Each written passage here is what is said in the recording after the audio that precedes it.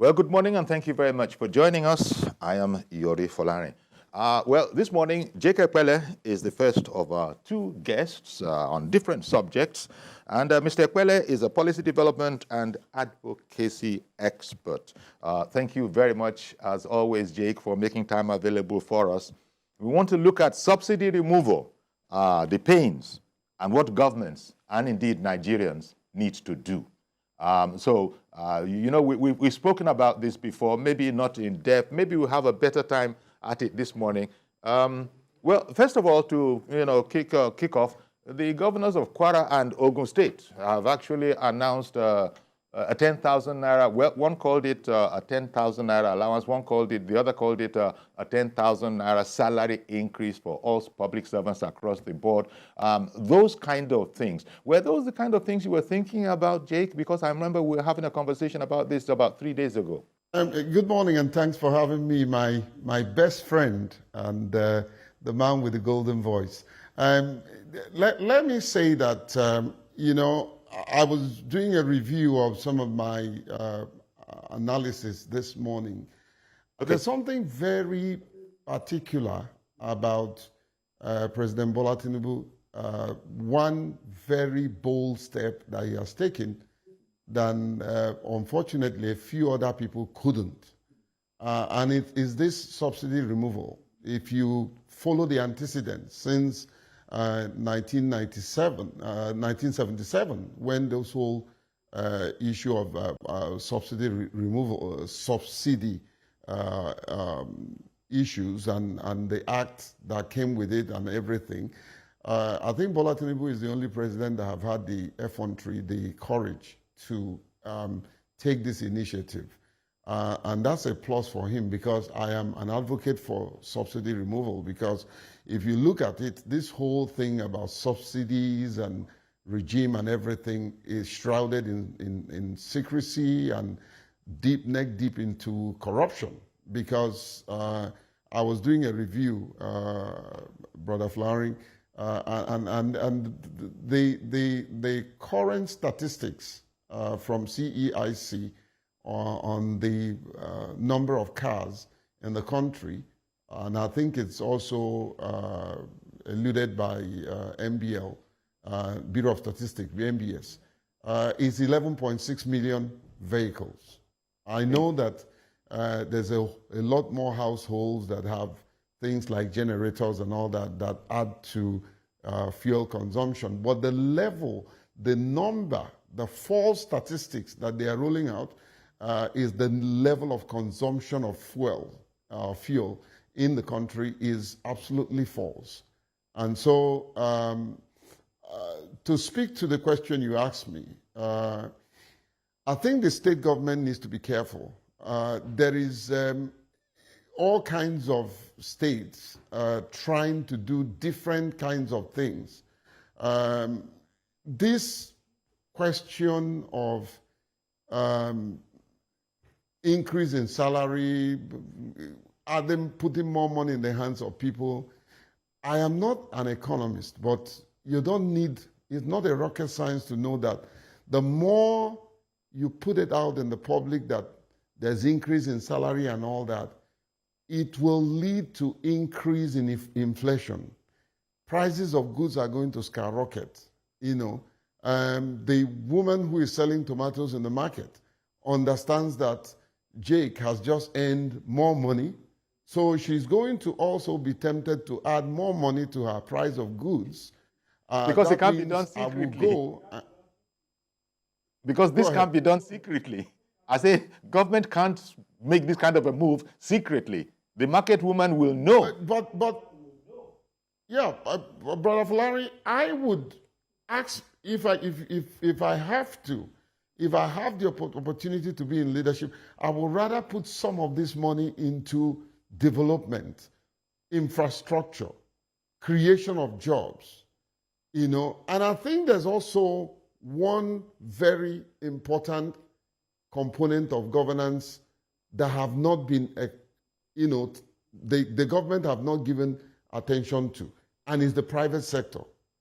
The private sector initiative to help cushion the effect of this policy can be a huge asset. Take, for instance, my little organization. I have over and above about 21 persons and other volunteer staff, so we're looking at about 25 people. What we have done, and I'm saying this so that others can borrow a leaf, and those who are not doing it, and those who are doing it can be encouraged. What we've done is we've looked at our work schedule, and we said, if people come to work 5 times a week, that will put pressure on the little salary that I'm paying. So we say, okay, now there's a group. We grouped ourselves and said, Monday, we all meet as a staff. Tuesday, Wednesday, Thursday, Friday, people select the days that they must be at work.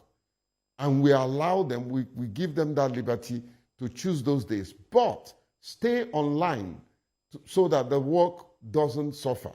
We've gone ahead to release a little, I'm not going to mention that, but a little money just to cushion the effect of this palliative. These are private, and the private sector, we are the greatest employer. We have the greatest number of person in our employment. I think the government needs to look at that and see how they can encourage the private sector to even come to their rescue. If the president invites the likes of Dangote to come to the State House, the likes of Tony Olumelu, they will come. And they have a lot to contribute. They can make those contributions. And for instance, if this is going to happen, please don't take pledges. Ask them if to bring the check right there and then. And then the people that manages this palliative is always the problem, whether it's in the state or at the national level. If you give corrupt individuals, they are going to take advantage of the good measure that government wants to roll out. You know, so it's something that the state needs to be careful. Rolling out these things in a hurry and putting the wrong people in the right initiative can be a huge burden, both on the state finances and in the life of the people that they are trying to reach. Good policies can make the difference if good people get involved in implementation. Okay. You know, and this idea, Jake, of determining within individual organizations how many times staff actually need to come in, you know, it seems like an excellent idea. And I think people are really sort of latching onto it. When I say people, I'm talking about workplaces, staff, I mean, managements that are allowing their workers to do that. So it would seem that some people are already on that particular track. You don't have to come in every day, Monday to Friday, and its attendant costs. You know, people determine. Even in TVC here, of course, I don't know that that affects on-air people, but you know, all the whole machinery of how it ends up in you seeing just 1 or 2 people a day, those people don't all need to. They're the managements, the legal, and all of those kind of people. So yeah, that seems like a great idea. And so it'll, in every cloud they say there's a silver lining. I suppose we have COVID to thank for that, because that was when that idea first of all got global appeal, that you don't have to come in necessarily, that kind of a thing. So excellent one, and I do hope that those who have not latched on are listening at the moment. And then the point you made about any slight increase in my in whatever it is that I'm getting, everybody knows about it, from the tomato seller to the pepper seller. And since they don't have a management apart from themselves, they will action it. But beyond that, or beyond these ideas, is there very much else that can be done? We're waiting on the administration of President Tinubu to Dele Alake, the spokesman, doesn't like the word palliatives as far as I know. He prefers interventions. But what these interventions will be needs to be seen. Well, you know, for me, I think I'm in line with him. See, when there was an interview I granted, and I called the 8,000 naira almost money without a purpose, you know, because when you give me money and ask me to use it the way I like, first, it's not money that I really earned, so I can put it wherever I like and do whatever I want to do with it. But money doesn't come useful in the hands of anyone when it is given and used without a concrete purpose. You know. Okay. One moment, Jake. One moment, Jake. I beg your pardon. Please, you pick it up later because I'm just getting this something. I'm getting that the suspended CBN Governor Godwin Emefiele has pleaded not guilty on 2 counts of alleged illegal gun possession. The defendant moves bail applications seeking liberal terms and conditions. The federal government opposes Emefiele's bail application, labels him a flight risk with capacity to intimidate witnesses. Judge is actually writing his ruling as we speak now. It's just a breaking thing that we had to bring to your attention. So there you have it. Suspended CBN governor has pleaded not guilty on the 2 count charges of alleged illegal gun possession, and he's moved for bail application. He's actually seeking liberal terms and conditions. Meanwhile, the federal government opposes Emefiele's bail application and labels him a flight risk with a capacity to intimidate witnesses. And we understand that the judge is writing his ruling.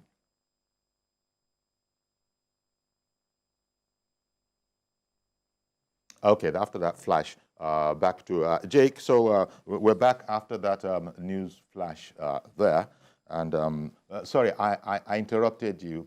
Could you pick it up, please? No, that's okay. That's okay. Well, let the law take its course. Part of the pain that we're all going through is inflicted by such wrong policies from individuals like Emefiele.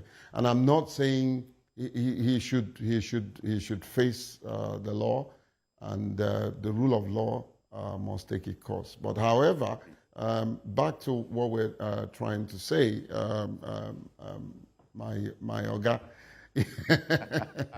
you know, the truth remains that we need to, like I said, the state governments, many of them have good intentions, but sometimes you can have good intention as a leader, but your foot soldiers have very bad intentions, and they would rubbish your good intention, you know. So it needs to be properly interrogated. The data's, I was taken aback by the state government saying that well, that's what they were inferring, to say that the data by the federal government seems to be, the data they have seems to be better than the data by the federal government. But I also hear that it was still the same Ministry of Humanitarian Affairs that did it for the state.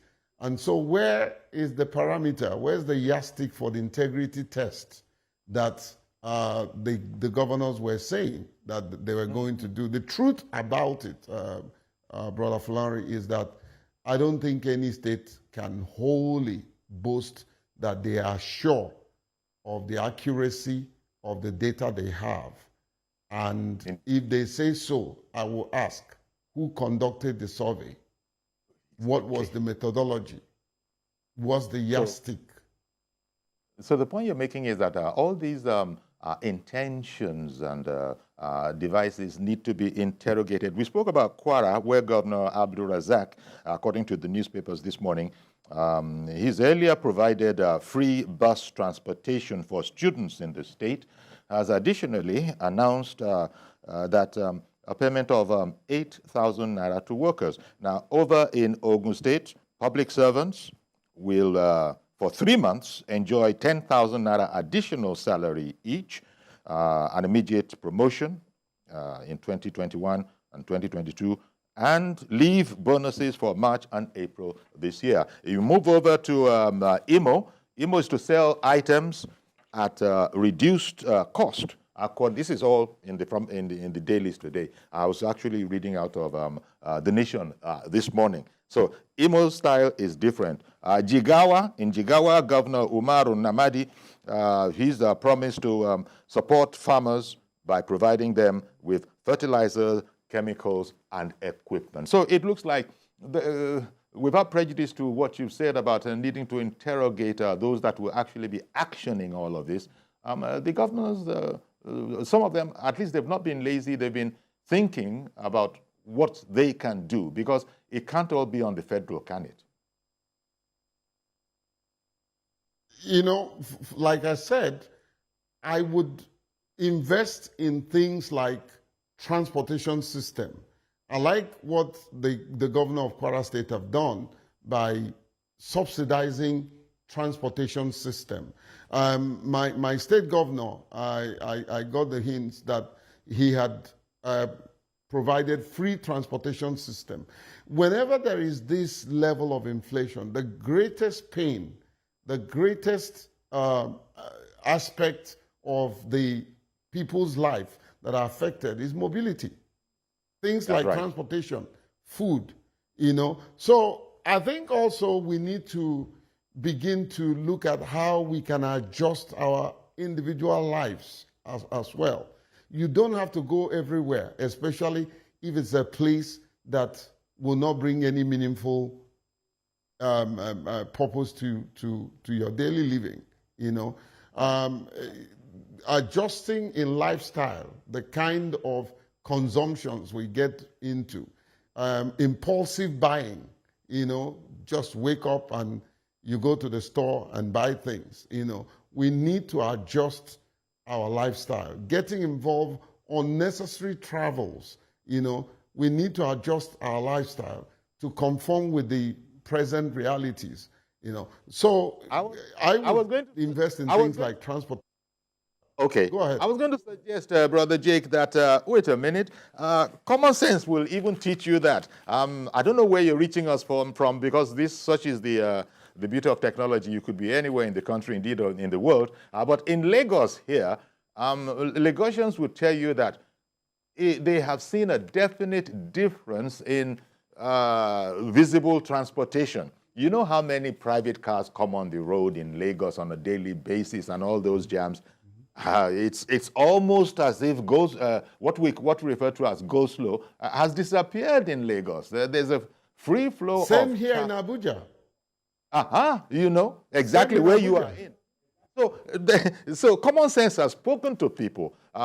Maybe people who have up to 5, 6 cars to their families have decided that, well, maybe it's not such a smart idea to have all 6 of them on the road and those kind of things. And as you rightly said, people who are managing with just the one car now have to decide, do I really need to use the car in the manner that I've been using it before the removal of subsidy? So they're going to have to. So common sense will even teach people to get smart.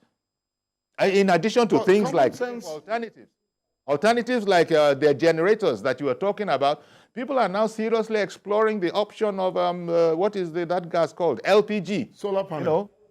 You know? Well, solar panels, yes, as well. So everybody is beginning to look at what can we do to leave their petrol for them. If we can't afford it, then let us leave it. That is for us. That is for us as individuals. But is the government institution doing same? We still see a lot of convoy. We still see wastages. Do you know how much some of these government individuals, highly placed, they spend in food, and at the end of the day, sometimes it's wasted? Have you ever gone to any of the top government functionaries that the state has to feed and see the kind of breakfast or lunch and dinner that people end up not eating? Jake, it is people like you that have been invited to such events that can tell us about those ones. But we'll take your word for it. But well, yes, I have. But I frown at the wastage, and sometimes I'm bold enough to touch some of them who are my friends and say, this is not acceptable. You know, it isn't. It's not acceptable where people don't even have water or things, beverages to drink, and then you're throwing away the ones that was prepared and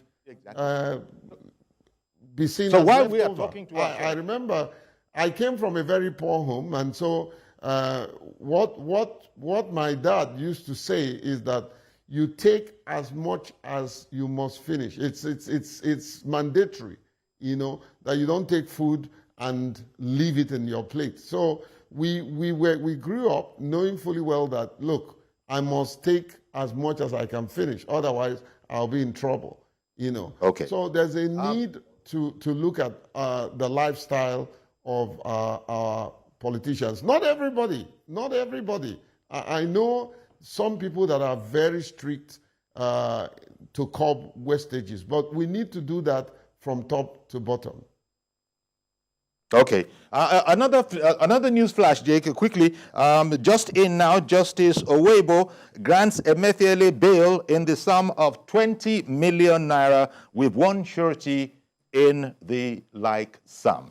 So Justice Owebo, who is in charge, we just told you the judge was writing his ruling. Well, apparently he's now completed that, and so we have what he wrote. Justice Owebo grants Emefiele bail in the sum of 20 million naira with one surety in the like sum. Okay.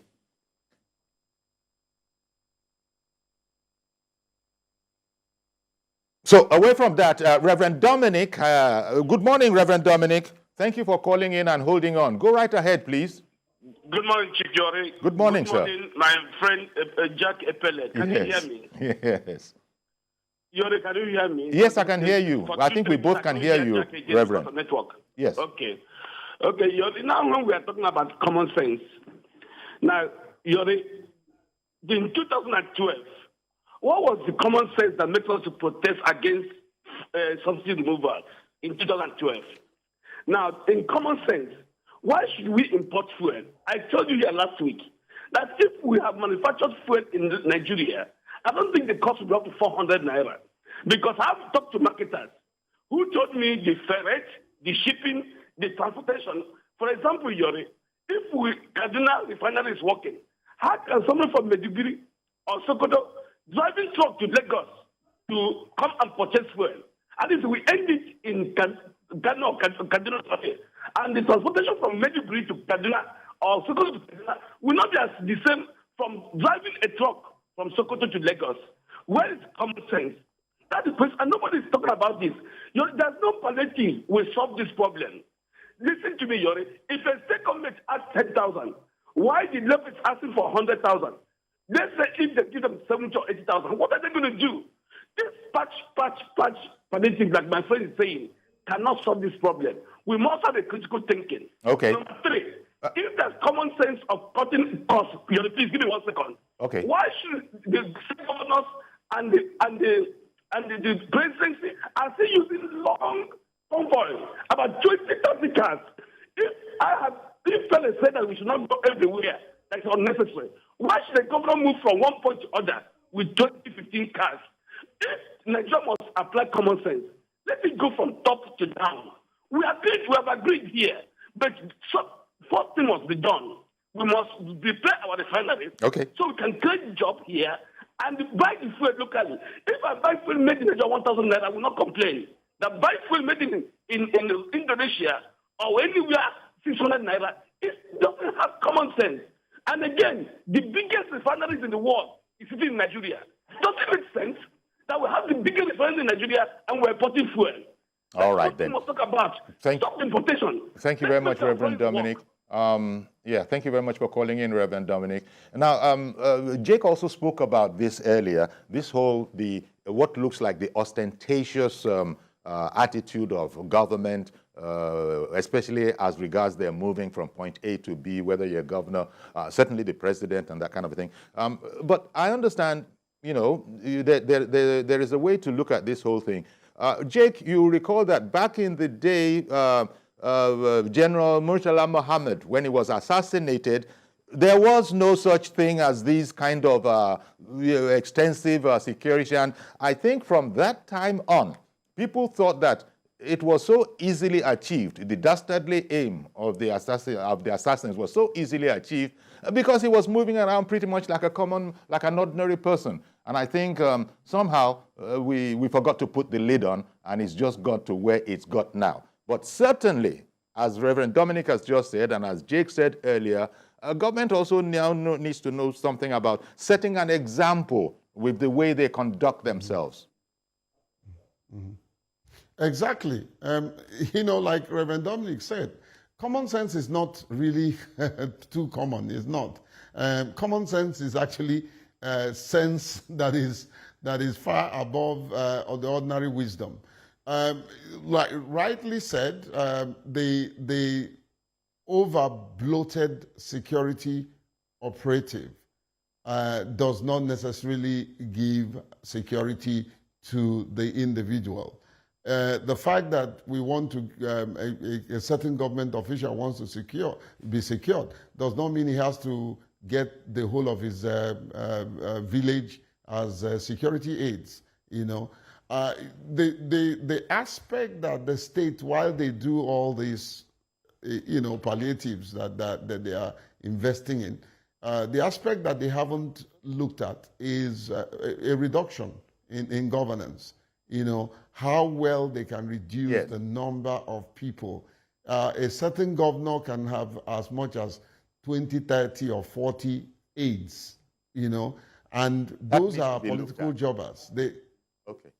Well, I'm sorry, Jake. I'm sorry to be rushing you like this, but we've run out of time, Jake. But as always, you're always so succinct that we get what you are putting out this morning, that we need to interrogate these things, and we also need to be creative about them so as not to neutralize the very, very effect we intended to achieve, which is to make life easier for the people. Thank you very much, Jake. Mr. Jake Epelle, Policy Development. Thank you so much.